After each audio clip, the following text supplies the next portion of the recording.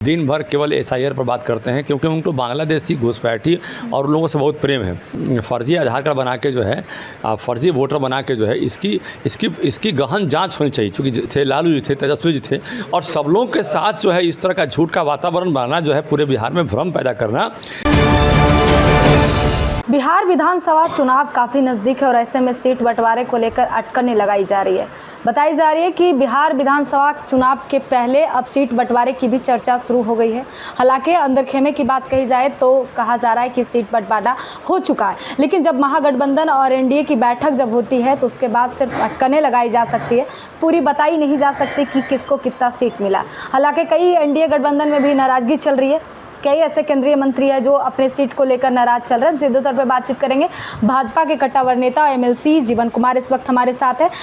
Seat बंटवारे की अब चर्चा काफ़ी हो रही है। बिहार विधानसभा चुनाव काफ़ी नज़दीक है, अक्टूबर नवंबर में होने। क्या लग रहा है, सीट बंटवारा हो चुका है? नहीं, ऐसा नहीं है। मार्केट में जो है अटकल बहुत तरह का होता है। मीडिया में ऐसे भी आप लोगों को थोड़ा सा जानकारी मिलता है, उसको बढ़ा चढ़ा के बताते हैं। तो ये तो अभी तो सीट पर कोई चर्चा ही नहीं हुआ। अभी तो सब लोग अपने अपने कार्यकर्ता सम्मेलन में कार्यकर्ता के बीच घूम रहे हैं। वो हम लोग का भी समय नजर नहीं आ रही है जीवन जी। ऐसा नहीं है, ऐसा नहीं है। पूरी तरह एकता है। एनडीए में देख नहीं रहे, कहीं कोई किसी के विरोध नहीं बोल रहा है। सब लोग हमारा जितने भी एनडीए के लोग हैं सब लोग एकत्रित रूप से और पूरा यूनाइटेड रूप से हमारे नेता के बारे में सब कुछ कह रहे हैं भाई कि हम अगले बार भी हमारी सरकार बनेंगे तो हमारे नेता ही हमारे मुख्यमंत्री बनेंगे।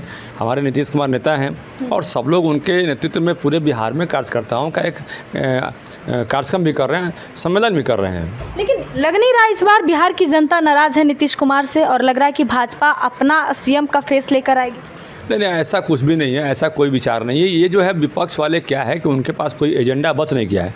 विकास के एजेंडे पे बात करना नहीं चाहते हैं वो, क्योंकि विकास का एजेंडा उनका है ही नहीं और केवल राजनीति करने पर वो तुले हुए हैं। दिन भर केवल एसआईआर पर बात करते हैं क्योंकि उनको बांग्लादेशी घुसपैठी और लोगों से बहुत प्रेम है। आपने देखा कि 123 आधार कार्ड वहाँ पर 123 आधार कार्ड की चर्चा हुई सीमांचल में, जिसमें कि 100 लोग थे, बाकी लोग कहाँ चले गए। ये तो अपने आप में एक बहुत बड़ा प्रश्न है। फर्जी आधार कार्ड बना के किसी के बारे में और फर्जी आधार कार्ड बना के जो है फर्जी वोटर बना के जो है इसकी गहन जांच होनी चाहिए। चूँकि इतना जल्दी हो रहा है, इसको और लंबा समय चाहिए था। लंबा समय रहता तो हमें लगता है कि इसकी गहन जांच हो पाती। समय कम मिला है चुनाव आयोग के दौरान, मुझे लगता है कि थोड़ा समय कम मिला है। अदरवाइज इसकी पूरी जाँच होनी चाहिए थी और जाँच में थोड़ा समय देना चाहिए था। और निश्चित रूप से आने वाले समय में देखिएगा एक अच्छा माहौल रहेगा। आप देखिए कि इन लोगों ने कोई कंप्लेन तो नहीं किया इलेक्शन कमीशन को। इलेक्शन कमीशन को यदि कोई गलती तो आप कंप्लेन क्यों नहीं करते भाई? अभी राहुल गांधी आए थे सासाराम में और राहुल गांधी एक पत्र निकाल कर दिखा रहे थे। 4-5 व्यक्ति को लेकर बैठे थे वहाँ पर। अब 5 व्यक्ति को बताया कि देखिए इनका इलेक्शन कमीशन ने नाम काट दिया है। अब राहुल गांधी के जाने के बाद सब इलेक्शन कमीशन ने उनका नाम चेक किया और नाम चेक किया तो पाया कि सबका इलेक्शन कमीशन में नाम है। अब फिर उसको प्रेस कॉन्फ्रेंस करके बताया कि भाई देखिए सबका नाम है। तो ये झूठ बात जो है पब्लिक के सामने रिप्रेजेंट करना। बताइए कि लालू जी भी वहाँ पर थे, राहुल जी थे, लालू जी थे, तेजस्वी जी थे और सब लोग के साथ जो है इस तरह का झूठ का वातावरण बनाना जो है पूरे बिहार में भ्रम पैदा करना कहीं से भी उचित नहीं है। चलिए दूसरा क्राइम रेट की बात हम करेंगे।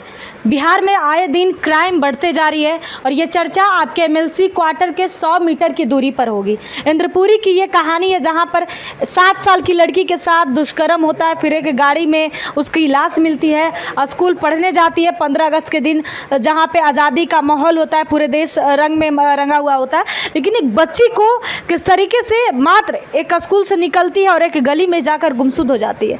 लाश मिलता है तो गाड़ी की डिक्की में। सरकार पुष्टि नहीं कर पाती है। जब कल मंगल पांडे गए तो जो आक्रोश था उनके ऊपर फूटा और स्थानीय लोगों ने उनको दौड़ाया और उनकी गाड़ी पर भी प्रहार किया। साधु ने जो है चोट भी कहीं आई है, गाड़ी पे उनका निशान आया है। तो आपको लगता है कि अब इस पे सरकार विफल है या प्रशासन विफल है?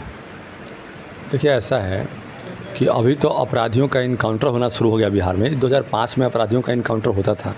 बीच में प्रशासन जो है इतना ना आयोग आ गया है कि इसके पीछे उसके पीछे लोग जो है प्रश्न करते हैं। अब सरकार बेफिक्र होकर इनकाउंटर करना शुरू कर दी कि जो अपराधी यदि प्रशासन पर हमला करेगी उसके दौरान तो सरकार भी इनकाउंटर करेगी, सरकार भी रुकेगी नहीं। और सरकार प्रशासन के लोग खासकर अब अपराधियों पर अब जिस तरह का माहौल अपराधियों ने बिहार में बनाने का प्रयास किया था, अभी कितने लोगों को लगा है गोली वहाँ पर। प्रशासन ही अपराधी वाला वेशभूषा बना ले तो क्या कहेंगे आप? 2 बजे रात को घर तोड़ना, घर की गेट तोड़ना, माँ बहन कैसे सोई हैं उनके घर पे घुसना और लोगों को अरेस्ट करके ले जाना, ये कहाँ तक आप उचित समझते हैं? देखिए, प्रशासन का अपना एक नियम कायदा है, कितने बजे जाएगी नहीं जाएगी उसका एक प्रोटोकॉल है, एक नियम है। यदि नियम के तहत प्रशासन कहीं कार्रवाई करती है तो मुझे नहीं लगता है कि उसमें कोई दिक्कत है। और यदि नियम है कि रात को 2 बजे प्रशासन घुसेगी घर में, और वो भी स्थानीय लोग जब प्रोटेस्ट कर रहे हैं, सच्चाई के खिलाफ वो लोग हैं जिसके घर में ये हादसा हुआ, उनके परिजन सब मिलकर आ रहे हैं, इतनी खराब स्थिति है, वो घर घर जाकर बर्तन मांजती हैं और उनका 8 साल का बेटा है, 7 साल की बेटी है। सोचिए उस पर क्या गुजर रही होगी। नहीं, निश्चित रूप से देखिए, अब प्रशासन पहले से ज़्यादा चुस्त दुरुस्त है और प्रशासन अपराधियों पर लगातार कार्रवाई कर रही है। जहाँ भी भनक मिल रहा है अपराधियों को तुरंत पकड़ने का काम करिए, अपराधियों पर कार्रवाई करने का काम करिए। अभी देखिए, हाल ही में जो है एक खेमका हत्याकांड में एक जो है मुख्य आरोपी इनकाउंटर में मारे भी गए। अभी एक और भी एक जो है एक हत्याकांड में एक अपराधी था, उसके पैर में गोली लगी।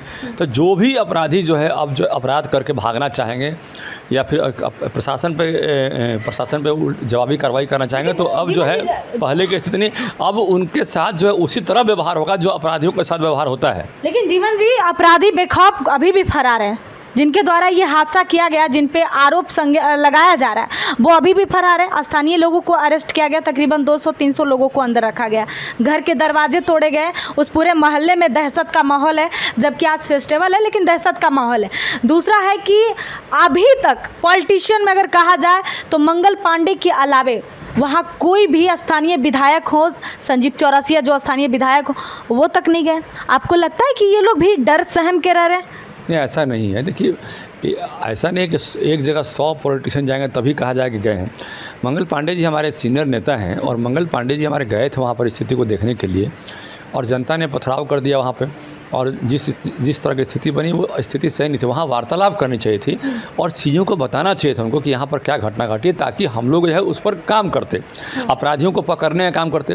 लेकिन वहाँ बात करना चाहिए तो बात तो लोग किए नहीं, उल्टा पथराव कर दिए। अरे भाई, कि 15 दिन हो गया, 15 दिन के बाद मंगल पांडे पहुँचे, और पहले क्यों नहीं गए? नहीं, देखिए, मैं वही बता रहा हूँ कि अब बात करने का प्रयास करना चाहिए कि भाई बात करना चाहिए था, और उल्टा वहाँ पर पथराव किया गया। इससे स्थिति जो है, अब कैसे हम लोग कैसे काम करेंगे? मान लिया हम लोग कहीं को जाते हैं घटना में और वहाँ पथराव कर देंगे तो कैसे काम करेंगे?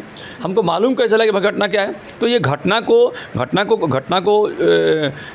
अच्छी तरीके से देखने के लिए वहाँ स्थल पर जाकर हम लोग जाते हैं। हमारे कई नेता हैं जिनको इंस्ट्रक्शन भी मिलता है, पार्टी तक जाइए, देखिए वहाँ पे, और हम लोग स्वतः भी जाते हैं और देख के उसका समाधान करने का प्रयास करते हैं।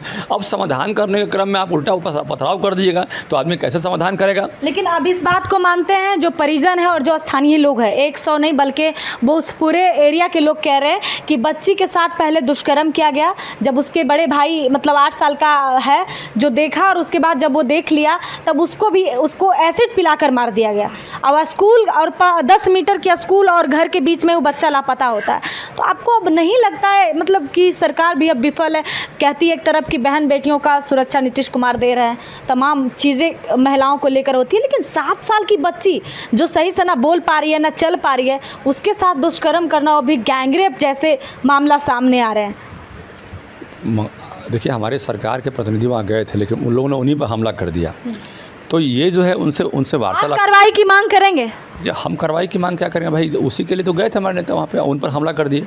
अरे भाई, जो आदमी जो है उसको उस पर जो है एक्शन लेने के लिए गया है, समझने के लिए गया है, आप उसी पर हमला कर दे रहे हैं।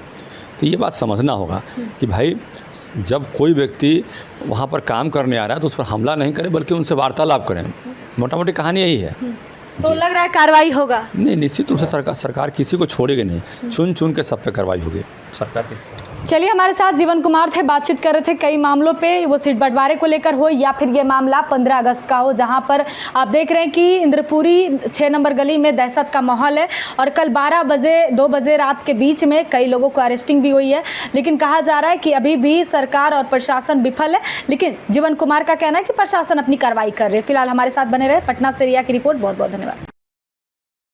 सूर्या हॉस्टल एक बार अपने बच्चे को जरूर भेजें। सीमांचल का सर्वश्रेष्ठ हॉस्टल, 4वीं कक्षा से 10वीं तक कोचिंग एवं ट्यूशन निःशुल्क, बेहतरीन और हर सुविधा से लबरेज। हमारा पता है दलन कटिहार। संपर्क करें 7903464641 पर। हमारा वीडियो अगर आपको अच्छा लगा हो तो आप हमारे वीडियो को लाइक करें, शेयर करें और हमारे चैनल को सब्सक्राइब जरूर करें।